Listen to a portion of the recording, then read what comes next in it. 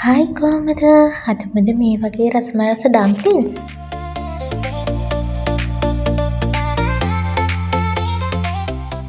මුලින්ම මම පාන් පිටි කෝප්පයකට ලුණු ඒ වගේම උණු වතුර දාලා හොඳට කලවම් කරගන්නවා එකට ගුලියක් වෙන්න.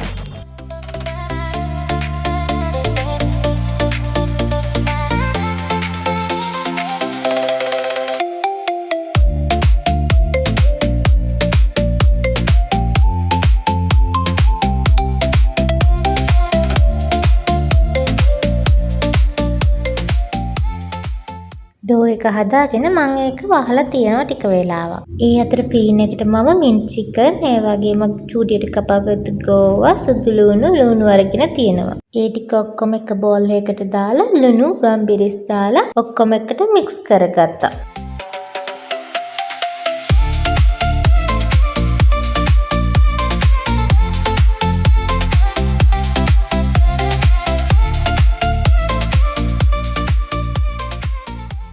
මම මේකට සොයා සෝස් පීස හැන්දකුත් දාගත්තා.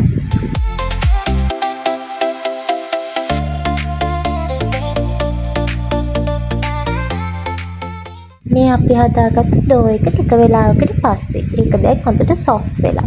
මේක දැන් අපි පොඩි කෑලි වලට වෙන් කරගමු.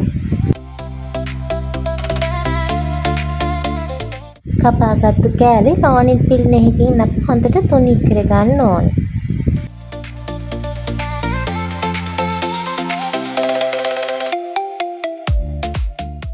මේ විදියට තුනී කරගත්තට පස්සේ එතකොට අපි හදාගත්තු ෆිලින් එක දාලා තමන් කැමති හැරයකට හදාගන්න තමයි තියෙන්නේ.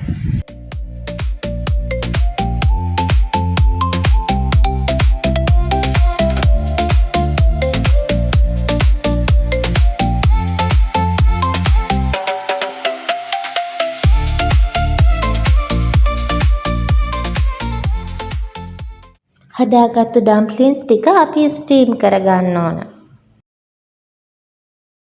ඩම්ප්ලින්ස් ටික ස්ටීම් වෙනකන් අපි සෝස් එක හදාගමු. ඒකට මම සෝයා සෝස් ටිකකට විනාගිරි චුට්ටක්, චූටියට කපාගත්තු මිරිස් කරලා, ලුණු කොළ, ඒ වගේම තලයට චුට්ටක් දාගත්තා. අපේ ඩම්ප්ලින්ස් බෝල් එක රෙඩි. මේක ඇත්තටම හරිම රසයි. ඔයාලත් ගෙදරදී හදලා බලන්න. එහෙනම් ගිහින් එන්නම් ආයෙත් අලුත් රෙසිපි එකකින් හම්බෙමු.